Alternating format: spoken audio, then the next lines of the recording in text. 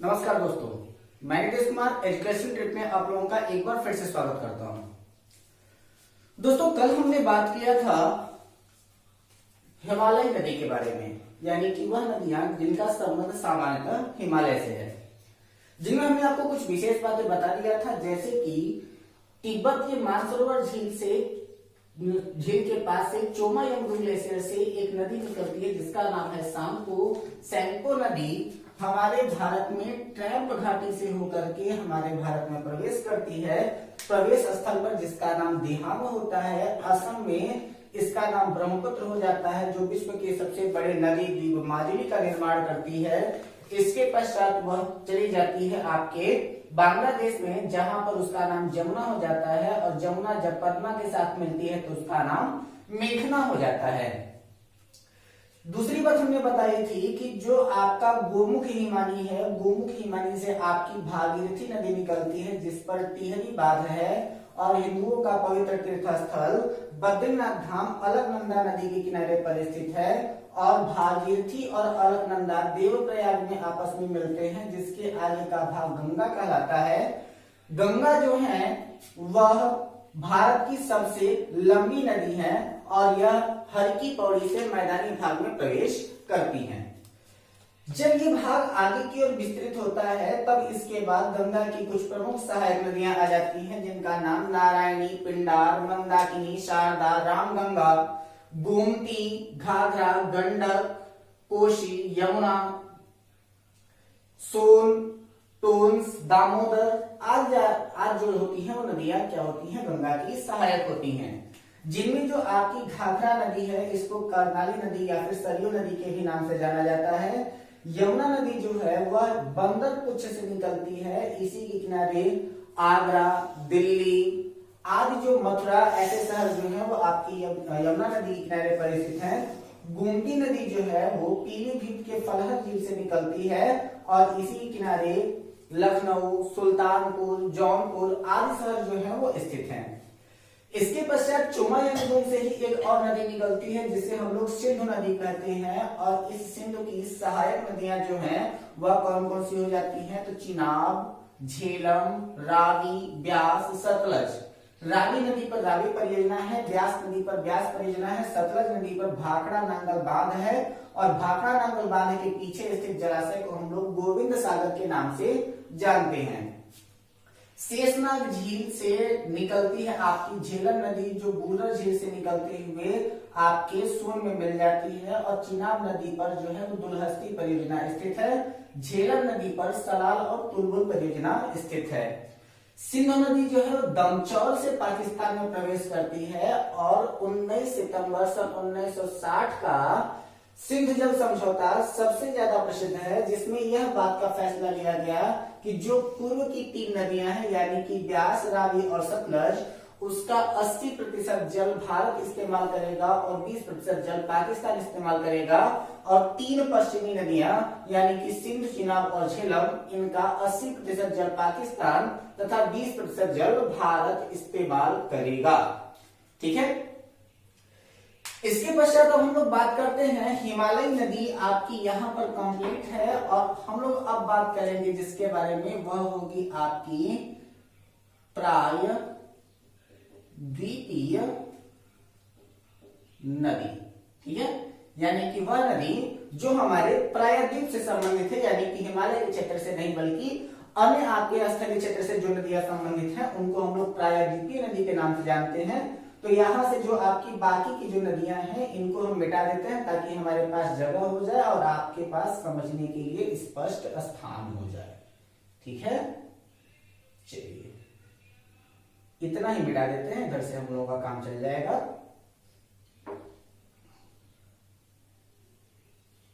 तो यहां से हमने बात किया गया था कि गंगा जो है वो आपके प्रायद्वीपीय भाग के लिए एक प्रमुख नदियों में से है, इसलिए हम गंगा को यहाँ रहने देते हैं।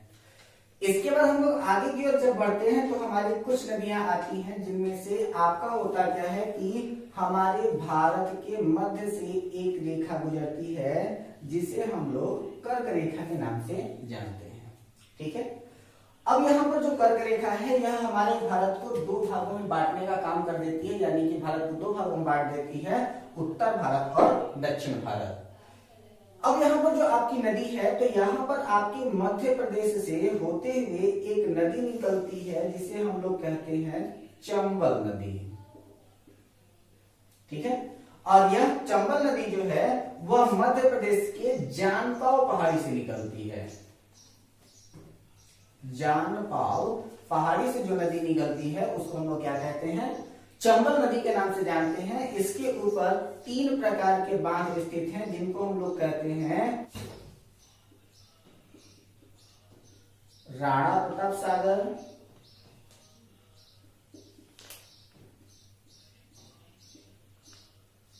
गांधी सागर, और तीसरा है जो इस पे वो है आपका जवाहर सागर, ठीक है। इसके बाद हमारे गुजरात से एक नदी निकलती है जिसको हम लोग कहते हैं ताप्ती नदी। ताप्ती नदी, तो हमारे भारत में ताप्ती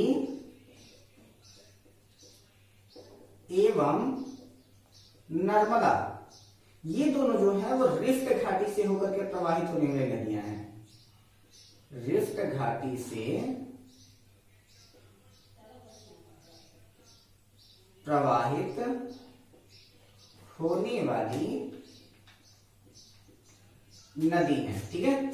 अब रिफ्ट घाटी से प्रवाहित होने वाली जो नदियां हैं उनकी विशेषता क्या है, तो रिफ्ट घाटी से होकर के प्रवाहित होने वाली नदियां जो होती हैं वह डेल्टा नहीं बनाती, एस्चुअरी या ज्वार नदों बनाने का कार्य करती हैं। इसके बाद यहाँ पर दूसरी नदी जो है वो आपका देदी हमें आजादी बिना खड्ग बिना ढाल साबरमती के संत तूने कर दिया कमाल। तो यहां पर जो है वो आपका साबरमती है, तो अहमदाबाद और वलसाड, अहमदाबाद और वलसाड, एक और अगर रखना हो तो हम लोग गांधीनगर भी रख सकते हैं, ठीक है। तो गांधीनगर, ये तीन के तीनों कहां पर हैं, तो यह आपके साबरमती नदी के किनारे पर हैं। और ताप्ती नदी के किनारे जो शहर स्थित है उसे हम लोग कहते हैं सूरत शहर। तो सूरत शहर किस नदी के किनारे पर स्थित है, तो सूरत शहर जो है वो आपके ताप्ती नदी के किनारे पर स्थित है, ठीक है। इसके पश्चात अगर हम देखें तो यहां पर से एक और नदी निकलती है, ये रही, और वो नदी जो है उसका नाम हम लोग जानते हैं किस नाम से, लूनी नदी के नाम से, ठीक है। और लूनी नदी ऐसी नदी है जो किसी भी नदी या सागर में नहीं मिलती। अरावली पर्वत श्रृंखला से निकलने वाली यह नदी है, तो अरावली पर्वत से निकलने वाली लूनी नदी किसी नदी या सागर में नहीं मिलती, कच्छ के रण में विलीन हो जाती है, ठीक है। इसके पश्चात अगली जो नदी आती है उसको हम लोग कहते हैं आपके माही एवं जमनालाल बजाज परियोजना जो है वह जिस नदी के किनारे स्थित है उसे हम लोग कहते हैं माही परियोजना, ठीक है। और यह जो आपकी माही नदी है वह इकलौती ऐसी नदी है जो आपके कर्क रेखा को 2 बार काटने वाली नदी है, ठीक है। तो माही नदी जो होती है वो कर्क रेखा को 2 बार काटती है। इसके पश्चात अगर हम यहाँ पर देखें तो हमारे यहाँ खंड पर्वतों की 3 प्रमुख श्रृंखला है, जिसको हम लोग कहते हैं विंध्य खंड पर्वत श्रृंखला, इसके बाद फिर अजंता खंड पर्वत श्रृंखला, और तीसरा जो है आपका सतपुड़ा खंड पर्वत श्रृंखला। तो मध्य प्रदेश के पास में जो आपका सतपुड़ा खंड पर्वत श्रृंखला है, उस सतपुड़ा खंड पर्वत श्रृंखला से 3 नदियां जो होती हैं वो 3 दिशा की ओर प्रवाहित होती हैं। कौन कौन सी, तो पश्चिम दिशा की ओर जाती है आपकी नर्मदा, दक्षिण दिशा की ओर जाती है आपकी महानदी, और पूर्व दिशा की ओर जाती है आपकी सोन, ठीक है। तो यह नदी जो है वो इसका नाम है नर्मदा, इस नदी का नाम है महानदी, और इस नदी का नाम है सोन, ठीक है। तो अब यहां से जो आपकी नर्मदा नदी है वह अरब सागर में गिरने वाली सबसे लंबी नदी मानी जाती है और इसी के ऊपर भेड़ा घाट और कपिल धारा जलप्रपात है। कौन कौन से जलप्रपात? तो यहां पर हम लिख देते हैं भेड़ा घाट और कपिल धारा जलप्रपात। ठीक है, तो कपिल धारा जलप्रपात और भेड़ा घाट जलप्रपात जो है वो किस नदी पर है? तो वह नर्मदा नदी के पर स्थित है और नर्मदा नदी पर ही आपका सबसे ज्यादा मध्य प्रदेश का एक प्रसिद्ध नगर भी है जिसको हम लोग कहते हैं जबलपुर। वह जबलपुर किसके किनारे पर स्थित है? तो नर्मदा नदी के किनारे पर स्थित है। उड़ीसा में महानदी के ऊपर एक बांध बनता है जो भारत का सबसे लंबा बांध है, नाम है उसका हीराकुंड। ठीक है, तो हीराकुंड बांध जो है वो आपके महानदी पर है। और सोन नदी जो है वह आपके अमरकंटक पहाड़ी से निकलती है, सतपुड़ा की पहाड़ी से निकलती है और पटना में जाकर के आपके गंगा नदी से मिल जाती है। ठीक है, हमको जहां तक लग रहा है कि ये बातें आपको अब तक क्लियर हो गई होंगी। ठीक, इसके पश्चात अगर हम आगे चलेंगे तो यहाँ पर आपका जो है, जहां पर आपकी सतपुड़ा की पहाड़ी खत्म होती है उसी के पास से एक छोटी सी पहाड़ी है, वहां से निकलती है आपकी एक नदी जिसका नाम है क्षिप्रा नदी। और इसी क्षिप्रा नदी पर उज्जैन में महाकुंभ लगता है। ठीक है, तो महाकुंभ कहाँ लगता है? तो सबसे पहला महाकुंभ लगता है आपका कुंभ नंबर 1, जब आपके हल्की पौड़ी से गंगा नदी जो है मैदानी भाग में प्रवेश करती है। महाकुंभ नंबर 2, जब आपका यमुना नदी जो है वह प्रयागराज में आकर के गंगा से मिलती हैं। और कुंभ नंबर 3 वह होती है कहां पर? आपके उज्जैन में। ठीक है, तो उज्जैन में आपका क्या होता है? क्षिप्रा नदी पर महाकुंभ लगता है। इसके बाद यहां पर आप आएंगे तो महाराष्ट्र में एक पहाड़ी है जिसको हम लोग कहते हैं त्र्यंबकेश्वर की पहाड़ी। ठीक है, तो पहाड़ी का नाम क्या है? त्र्यंबकेश्वर पहाड़ी। और इस त्र्यंबकेश्वर पहाड़ी से एक नदी निकलती है जिसका नाम है गोदावरी। और इसी गोदावरी नदी को दक्षिण की गंगा या फिर बूढ़ी गंगा के ही नाम से जाना जाता है। प्रायद्वीपी नदियों में अगर हम बात करें तो यहां पर एक नदी है जिसको हम लोग कहते हैं स्वर्णरेखा नदी। और इसी स्वर्णरेखा नदी पर एक प्रपात स्थित है जिसको हम लोग कहते हैं हुंडरू जलप्रपात। बिहार में इसी तरीके से एक और नदी आती है जिसको हम लोग कहते हैं मुरली नदी। मुरली नदी बिहार। और यहां पर जो होती है उसके ऊपर एक परियोजना स्थित है जिसका नाम होता है मयूराक्षी परियोजना। ठीक है, चलिए इसके बाद होता क्या है कि थोड़ा सा और नीचे हम आते हैं तो आपका यहां से एक नदी आती है महाराष्ट्र से निकलते हुए और वो चली जाती है आंध्रा और कर्नाटक से होकर के जाती है। नदी का नाम है कृष्णा। ठीक है, और इस कृष्णा नदी के ऊपर जब ये महाराष्ट्र में होती है तब एक परियोजना बनती है जिसको हम लोग कहते हैं घाट प्रभा घाटी परियोजना। और जैसे ही वह आंध्रा में चली जाती है इसके ऊपर जो परियोजना बन जाती है उसको हम लोग कहते हैं नागार्जुन बांध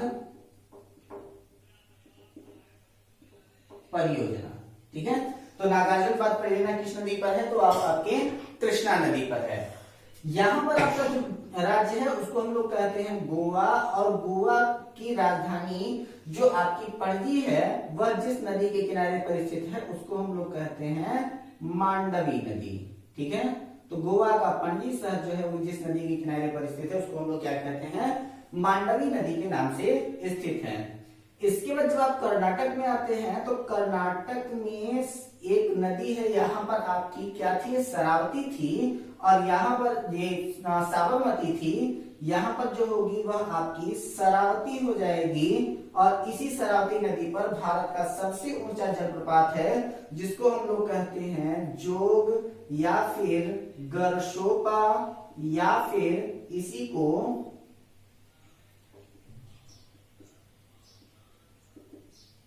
महात्मा गांधी प्रपात के भी नाम से जाना जाता है। ठीक है, इसके बाद अगर हम थोड़ा सा और आगे चलें तो यहाँ पर और कई सारी परियोजनाएं हैं, जैसे कि आपके मालप्रभा नदी है, तो मालप्रभा नदी पर आपकी जो है वो मालप्रभा परियोजना आ जाती है। ठीक है, तो यहाँ पर क्या आ जाता है, आपकी एक और नदी मैं आपको बता देता हूँ, कर्नाटक में ही है और उसका नाम है मालप्रभा नदी। ठीक है, मालप्रभा नदी पर कौन सी परियोजना है, तो मालप्रभा नदी पर आपकी मालप्रभा परियोजना स्थित है। इसके पश्चात यहाँ पर आप देखेंगे तो जो आपका केरल है, उस केरल में एक नदी है जिसका नाम है पेरियार नदी। ठीक है, और इस पेरियार नदी पर जो परियोजना है उसे हम लोग कहते हैं इदुक्की परियोजना। ठीक है, तो इसको हम लोग क्या कहते हैं, इदुक्की परियोजना के नाम से जानते हैं। और हमको जहां तक लग रहा है कि इसके नीचे आपको दिखाई नहीं देगा, तो आपको एक लाइन में आपको सीधे सीधे लिख करके बता दे रहा हूं कि यहां से एक नदी निकलेगी, वह कर्नाटक से निकलते हुए केरल जाएगी, केरल से निकलते हुए तमिलनाडु जाएगी, तमिलनाडु से होते हुए पांडिचेरी निकल जाएगी, तो उसको हम लोग कहते हैं कि कर्नाटक, केरल,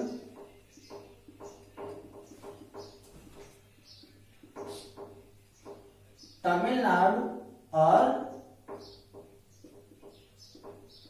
पांडिचेरी, या किसी नदी के विवाद, जल विवाद में संलग्न है, तो उसको हम लोग कहते हैं क्या, कि वो कावेरी नदी के जल विवाद में संलग्न है। ठीक है, तो ये आपकी कुछ प्रमुख नदियां हैं जिनको हम लोग कहते हैं हिमालयी नदी और आपकी प्रायद्वीपीय नदियों के नाम से जानते हैं। लेकिन इतने पर ही आप लोग खुश मत हो जाइए, अभी आपको नदियों से संबंधित कुछ और महत्वपूर्ण तथ्य हम आपको बताएंगे, जिनमें से इसी वीडियो में मैं आपको बता दूंगा कि वह कौन कौन सी ऐसी नदियां हैं जिसके ऊपर कौन कौन से प्रमुख जलप्रपात स्थित हैं। इसके अगले वीडियो में हम आपको बताएंगे कि इसके ऊपर कौन कौन सी नदी घाटी परियोजनाएं स्थित हैं, और इसके अगले वीडियो में हम आपको बताएंगे कि नदियों के किनारे स्थित महत्वपूर्ण शहर कौन से हैं। तो इसका क्रम आप लोग ध्यान रखिएगा, और ये ऐसे प्रश्न हैं जो पीसीएस लेवल तक के भी एग्जाम में लगातार पूछे जाते हैं। तो आइए हम आपको बता देते हैं कि वह कौन कौन से प्रमुख जलप्रपात है, जो प्रमुख जलप्रपात कौन कौन सी नदी के ऊपर यहाँ पर स्थित हैं। तो अब हम लोग देखते क्या है कि जो आपका जोग गरजोपा या महात्मा गांधी जलप्रपात जिसको हम लोग कहते हैं, वह कहां पर है, तो वह भारत का सबसे ऊंचा जलप्रपात है जो कि शरावती नदी कर्नाटक में है। शिव समुद्रम जलप्रपात कहां पर है, तो वो है आपकी कावेरी नदी कर्नाटक पर। इसके बाद फिर कपिल धारा जिसको दुग्ध धारा जलप्रपात के भी नाम से जाना जाता है, वह कहां पर है, नर्मदा नदी मध्य प्रदेश में। इसके बाद फिर भेड़ा घाट जिसको धुआं घाट के भी नाम से जाना जाता है, वह कहां पर है, नर्मदा नदी मध्य प्रदेश में। इसके बाद फिर पुनास जलप्रपात कहां पर है, तो नर्मदा नदी मध्य प्रदेश के ही जबलपुर के आसपास में ही है ये। इसके बाद है आपका चुलिया जलप्रपात जो कि कहां पर है, चंबल नदी राजस्थान। इसके बाद फिर हुंडरू जलप्रपात स्वर्णरेखा नदी झारखंड में। केवरी जलप्रपात तो यह है महानदी उड़ीसा में। इसके बाद फिर एंजिल जलप्रपात जो है वो विश्व का सबसे ऊंचा जलप्रपात है, वह है कैरोलिना नदी वेनेजुएला में। इसके बाद है आपका लिविंग स्टोन, यह कहां पर है, कांगो नदी अफ्रीका में। और अगला है आपका न्यागरा जलप्रपात, और मैं यहाँ एक बार जरूर जानना चाहूंगा क्योंकि यह विश्व का सबसे खूबसूरत जलप्रपात है। तो न्यागरा जलप्रपात जो है वो सेंट लॉरेंस नदी अमेरिका में है। तो ये आपके कुछ प्रमुख जलप्रपात हैं जो आपसे बार बार प्रतियोगी परीक्षाओं में पूछे जाते हैं। अगले वीडियो में हम लोग कुछ महत्वपूर्ण नदी घाटी परियोजनाओं के बारे में पढ़ेंगे जिसके बारे में प्रश्न पूछा जाता है। आज की इस वीडियो में बस इतना ही, मिलते हैं अपने अगले वीडियो में, तब तक अपना ख्याल रखें आप लोग। और हमारी यह वीडियो अगर आपको पसंद आई हो तो इस वीडियो को लाइक और कमेंट करना बिल्कुल भी ना भूलें, तथा अगर हमारे इस चैनल पर अगर आप लोग नए हैं तो इस चैनल को सब्सक्राइब करके बेल आइकन दबाना ना भूलें। घर पे रहें, हंसते रहें, मुस्कुराते रहें, अपना और अपनों का ख्याल रखें। धन्यवाद।